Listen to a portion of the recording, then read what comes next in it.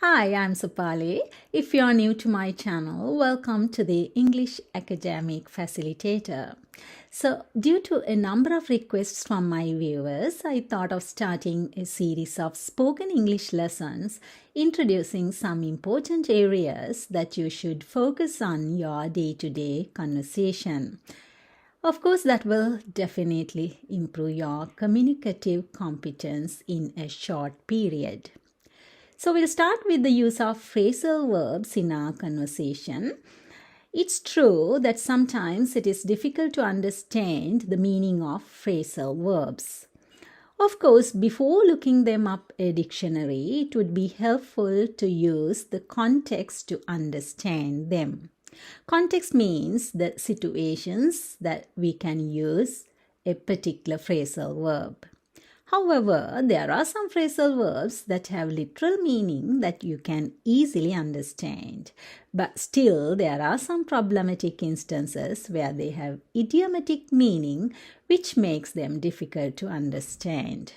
So, in this video, I'll give you the situations with examples, and for your further clarifications, I've included some dictionary pages which would help you go deeper into more phrasal verbs if you are more interested in learning them further. Anyways, in this lesson, I'll focus your attention on very common phrasal verbs we use in our day-to-day conversation. Actually, this is commonly used in informal chatty language and it's widely used by native speakers in their conversation. Therefore, getting familiar with phrasal verbs would be very much helpful in that case as well. So let's see how it's going. What are phrasal verbs? Phrasal verbs are phrases that indicate actions. They are generally used in spoken English and informal texts. Phrasal verb consists of a standard verb and a preposition or an adverb. For example, get up, look at, take down, go through, etc., etc. First, let's see the most commonly used standard verb that is used for various phrasal verbs. Get. As you see the dictionary page, you can see how many phrasal verbs stem from the verb get. Get at, get about, get around, get along, get ahead, get after, get across, get over, get away, get on, get back, get behind, get down, get in, get it up, and all. But we are learning the most common phrasal verbs stemming from the verb get. Now let's see how the phrasal verb get up is used. There are three main meanings, that is for climbing up, for rising, and for standing up. We use the phrasal verb get up. I'm having difficulty getting up the stairs. That means you are having difficulty in climbing up the stairs. Second one is I didn't get up until midday yesterday. That is, I didn't rise from my bed until midday. And the third one is get up off the couch and clean this mess. That means stand up. So you are asked to stand up and clean the mess. So these are the main meanings for get up. All right. I have selected two main instances that we use the phrasal verb get out. One is leaving or escaping, and the other one is helping someone leave or escape. Examples. Get out. I don't want to see you again. That means leave me alone because I don't want to see you again. Second example. In case of fire, get out by the nearest exit. That means you are asked to escape by the nearest exit in an emergency. Third one, we must get the children out first.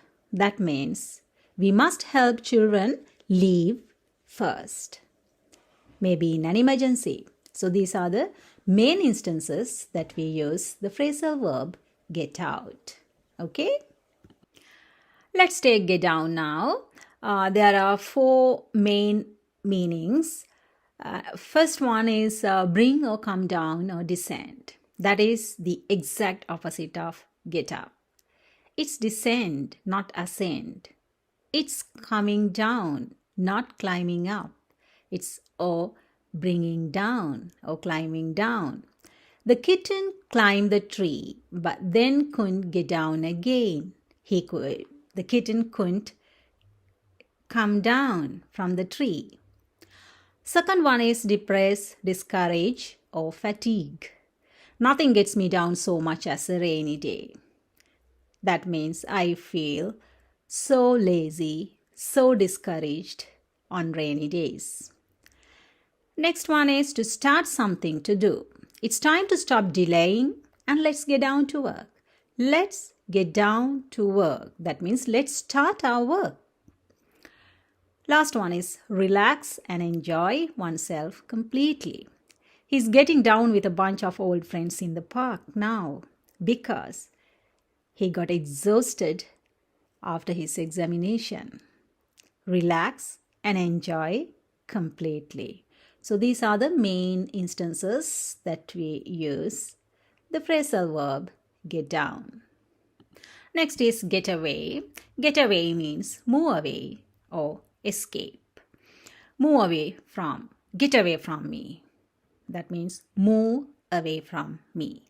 Her family moved away and we lost touch afterwards. That means we avoided capture or we lost touch.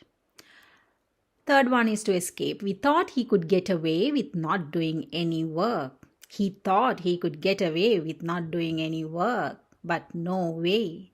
That means he won't be able to escape from me. He thought that he would be able to escape, but no way. Last one, start moving or to depart. Next weekend, we are hoping to get away to the seaside. Next weekend, we are going to move to the seaside.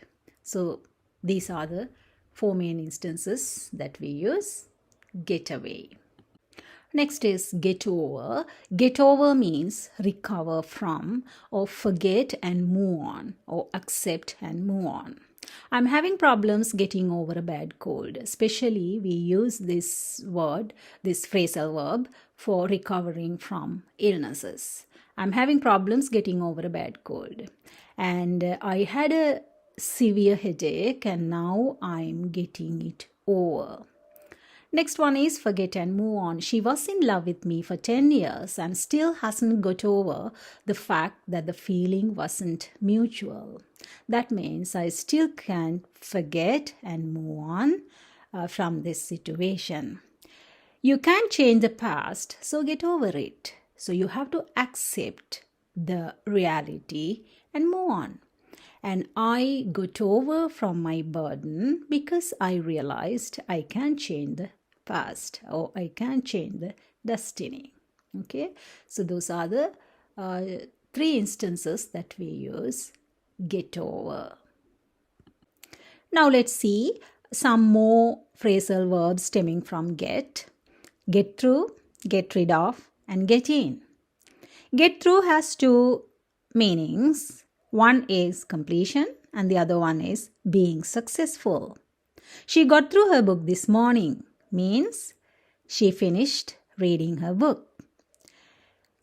I got through my A-levels in 2015 and entered the medical faculty afterwards means I completed my A-levels in 2015. The call won't get through no matter how many times I tried.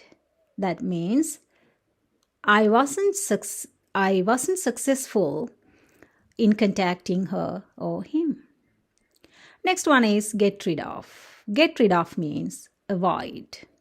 I want to get rid of your influence over my life. Or you should get rid of your bad habit. You should get rid of your addiction. Last one is get in. Get in means gain access or enter a place. If you want to get in, you will need the gate code and a key. That means if you want to enter a place, you need the gate code and key. So, that's all I have for you for the verb get. So by now, I hope you could understand how abundantly we use the phrasal verbs stemming from the standard verb get.